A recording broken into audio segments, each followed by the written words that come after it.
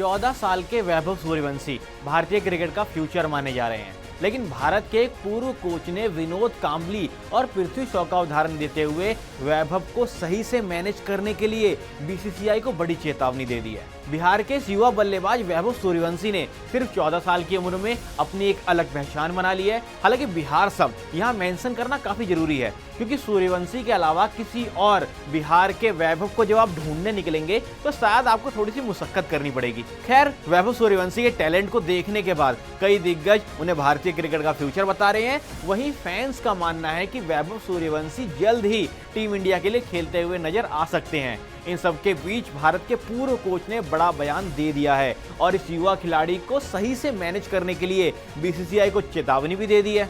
वैभव सूर्यवंशी ने हर किसी को अपने बल्लेबाजी का दीवाना तो बना दिया और वैभव ने पूर्व भारतीय कोच ग्रेग चैपल का ध्यान भी अपनी ओर खींचा।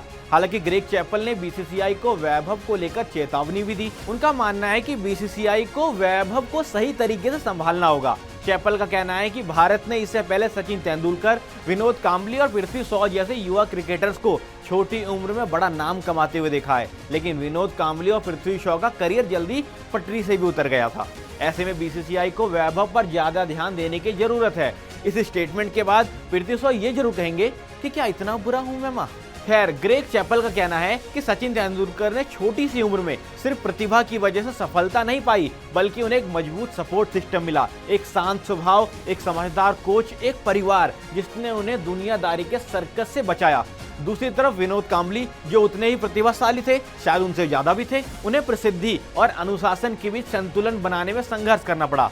पृथ्वी शॉ एक और चमत्कारी खिलाड़ी जो गिर गए, लेकिन फिर भी शिखर पर वापस पहुंचने का रास्ता ढूंढ सकते हैं। दरअसल विनोद कांबली और पृथ्वी शॉ दोनों भारतीय क्रिकेट के फ्यूचर माने जाते थे, लेकिन कुछ ही समय में वे अपनी राह से भटक गए। ये दोनों ही खिलाड़ी अपनी प्रतिभा का सही से इस्तेमाल नहीं कर पाए। पर मेरा पर्सनल मानना यह है कि वैभव सूर्यवंशी बहुत बेहतरीन खिलाड़ी हैं, इसमें कोई शक तो है नहीं, लेकिन पृथ्वी शॉ के पास अभी भी बहुत टाइम है वापसी करने का, और इस तरह के कंपैरिजन का कोई मतलब बनता नहीं है। चैपल साहब भी कांबली और शॉ को एक ही तराजू पर तोल रहे हैं। आपको एक कहावत सुनाता हूँ। एक गांव में कुछ लोग रहते थे और वो लोग नेचर से बहुत प्यार करते थे, और जब भी उन्हें कोई पेड़ काटना होता था तो वो पेड़ को काटते नहीं थे, बल्कि उस पेड़ को कोसने लगते थे, उस पेड़ को गालियां देने लगते थे, और धीरे धीरे वो पेड़ खुद ही मुरझाकर गिर जाता था। अब वो पेड़ इस कंपैरिजन में पृथ्वी शॉ और वैभव सूर्यवंशी ना बन जाए। कमेंट में अपनी राय दीजिएगा।